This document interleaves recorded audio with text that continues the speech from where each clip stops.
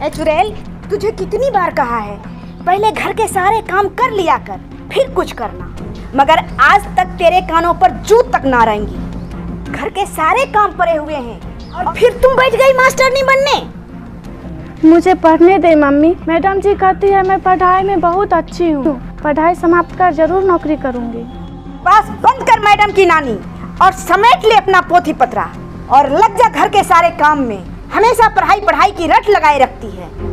और एक बात कान खोलकर सुन ले, आज से तेरा पढ़ना लिखना बंद। बेटियों को अधिक पढ़ाना लिखाना बाद में सिर दर्द साबित होता है। ऐसा मत करो मम्मी, मुझे भी भैया की तरह पढ़ने दो। सारा काम कर लिया करूँगी, प्लीज मुझे पढ़ाई से दूर मत करो मम्मी। बंद करो ये पैर पकड़ने की नौटंकी। ये पैर पकड़ के ही तो तूने लाखों का नुकसान करा के 8वीं तक पास कर ली है, वरना मैं तो तुझे एक क्लास भी नहीं पढ़ने दे। अब ज्यादा जिद मत करो और जा सर घर के सारे काम काज देखो।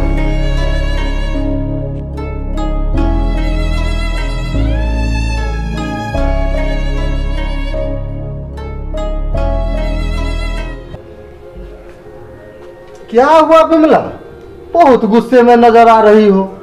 कितनी बार कहा है ममता की शादी कर दो, ममता की शादी कर दो, लेकिन तुम हो कि कुछ सुनते ही नहीं हो।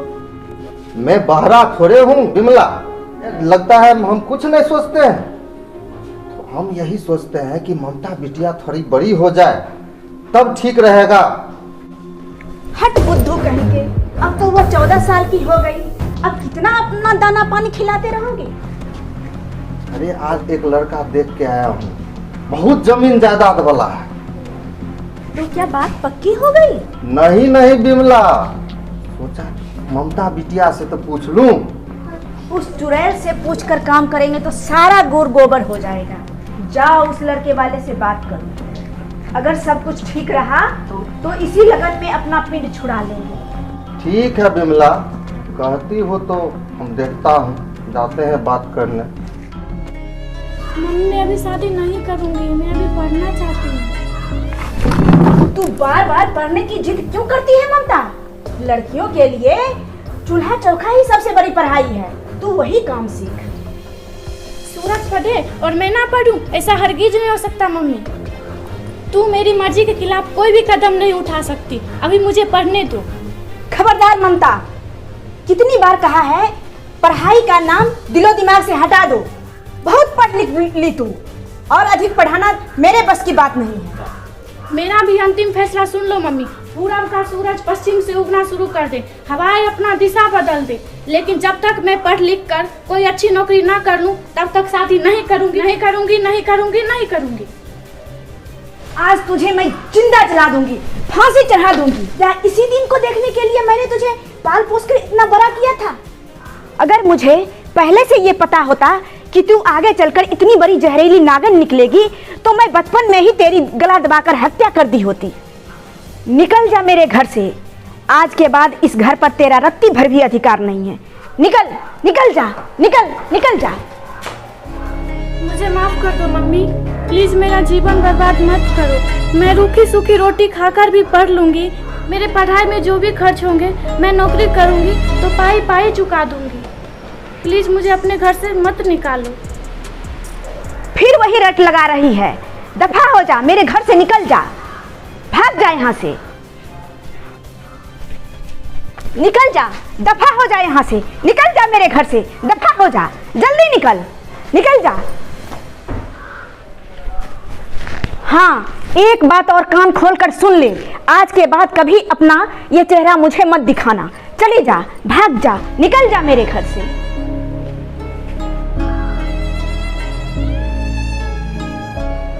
पिंड छुटा इस नागिन से, जहां जाना है जाए, जहां मरना है मरे, मुझे उससे कोई मतलब नहीं, जो करना है करे। ऐसा भी कहीं होता है जो माँ बाप करे ठीक उल्टा ही करने लगे।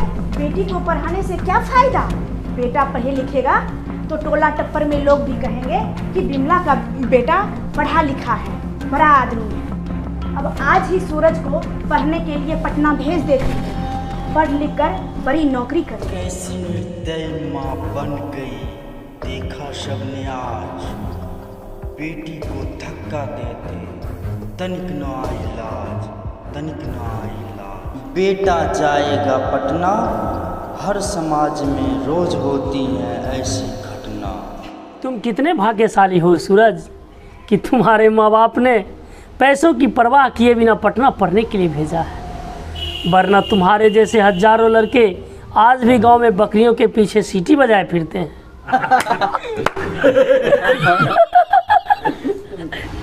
हम सब अपने नए मित्र सूरज को पाकर आज कितने खुश हैं। मित्रों, लगता है आज साक्षात आसमान से उतर के सूरज आज हमारे मित्र मंडली में शामिल हो गया है। क्यों फालतू बातों में समय बर्बाद करते हो भाई? यार सुनील, निकालो ताश और हम अपने मित्र सूरज के साथ ताश खेलते हैं।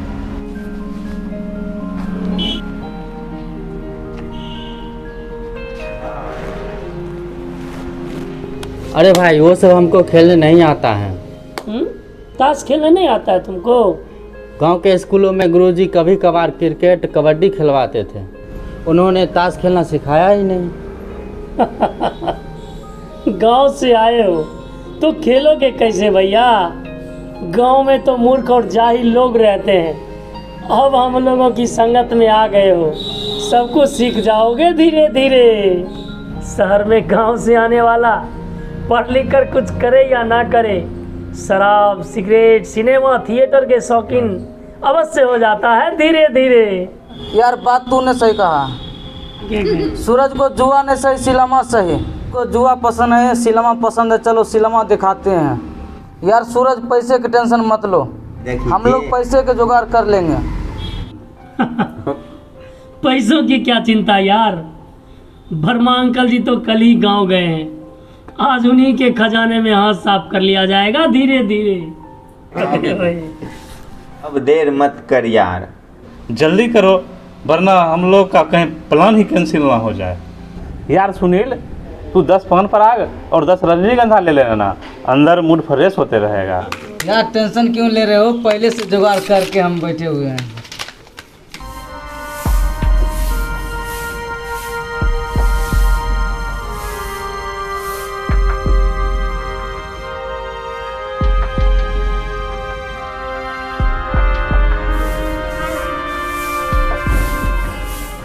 ये क्या कर रही है बेटी?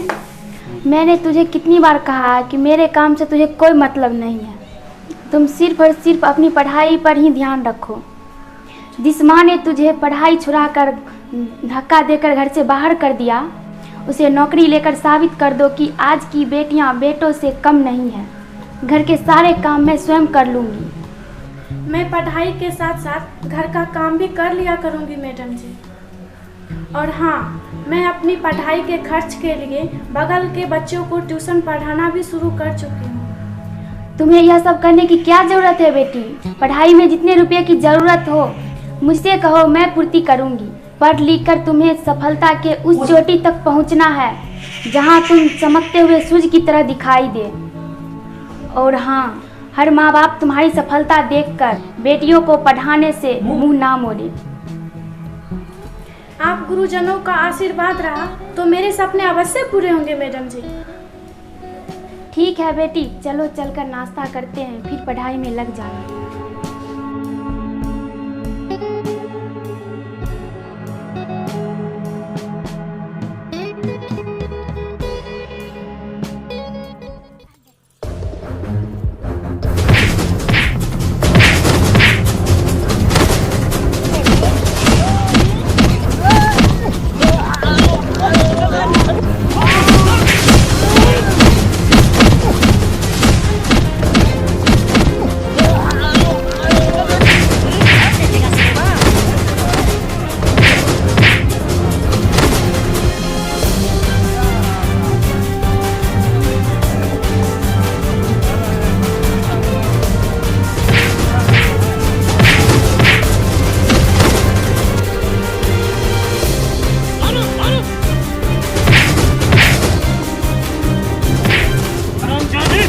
अपने बाप को फोन और कह उसे कि अभी तुरंत मेरे अकाउंट पर 50,000 रुपए भेज दे, वरना मारते मारते हड्डी पसली तोड़ दूंगा। उस दिन रोशन भाई का नाच देखने में खूब मजा आया, साला खूब ताली पीट रहा था। और आज पैसा देने की बारी आई तो टांग खींचता है? मस्ती करने में मजा आता है, पैसा देने के बाद खींचता है। कर अपने बाप को फोन और कह उसे कि अभी तुरंत मेरे अकाउंट पर 50,000 रुपया भेज दे, नहीं तो मारते मारते हड्डी पसली तोड़ देगा। घर में दुकान आता है और फोन करने पे कहता है रॉन्ग नंबर है। ये रॉन्ग नहीं, राइट नंबर है। जल्दी पैसा मंगा, नहीं तो मारते मारते मुझे बर्बाद कर देगा। आज गधे को मालूम नहीं, रॉन्ग नंबर पर फोन करने पर सॉरी बोलकर फोन रख सकते हैं, लेकिन रॉन्ग आदमी से दोस्ती करने पर सॉरी बोलने के लायक नहीं छोड़ता।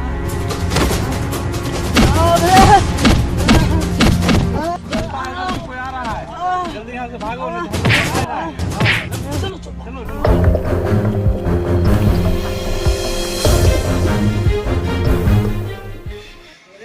देखो कैसा हो गया सूरज जी का हाल, पटना आए थे पढ़ने को, हो गया हाल बेहाल, हो गया हाल बेहाल, परे डंडे पर डंडे।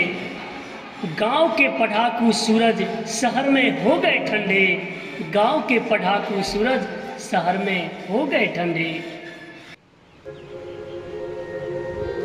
डीएम बनकर आ गई ममता बेटी आज, क्यों न करे माँ बाप भी ऐसी बेटी पर नाज।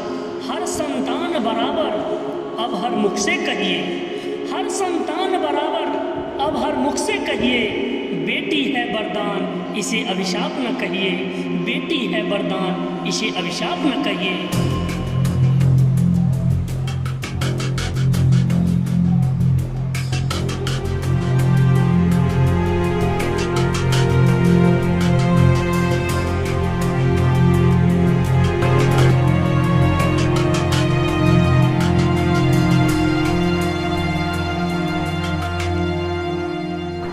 मैडम,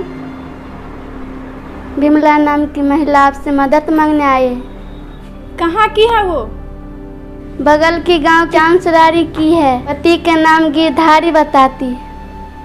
ठीक है, उसे फौरन अंदर भेजो। आज के बाद कभी अपना ये चेहरा मुझे मत दिखाना।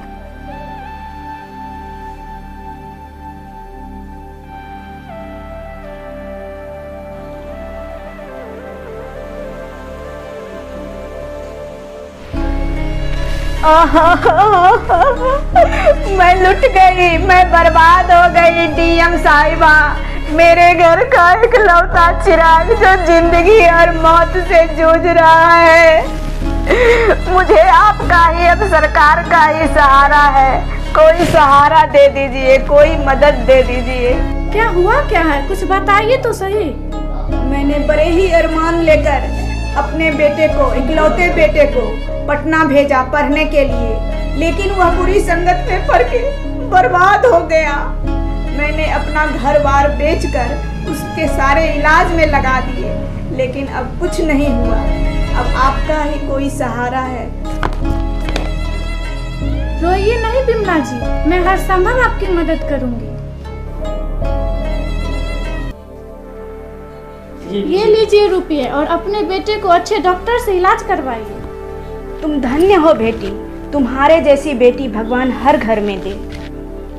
अपने जुबान से मुझे बेटी कहकर अपने जुबान को गंदा मत कीजिए बिमला जी, क्योंकि आपने सिर्फ अपनी इकलौती बेटी को पढ़ने से ही नहीं रोका, बल्कि उसे घर से धक्का मार मार के भगा दिया और उसे कभी अपना मुंह ना दिखाने की कसम भी दे डाली। इसका मुझे बहुत दुख है डीएम साहिबा, मगर इस बात का पता आपको कैसे चला? बातें छिपती थोड़ी है बिमला जी। आपने जिस बेटे को पढ़ाने के लिए अपनी इकलौती बेटी को घर से बाहर निकाल दिया, आज वही बेटा जिंदगी और मौत से लड़ रहा है, और वह बेटी जिसे आपने घर से निकाल दिया था आज आपके सामने डीएम बन के खड़ी है। बेटी तुम? हाँ मम्मी, मैं तुम्हारी बेटी।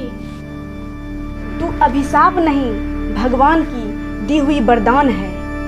मैं ही अभागन थी जो तुझे पहचान न सकी।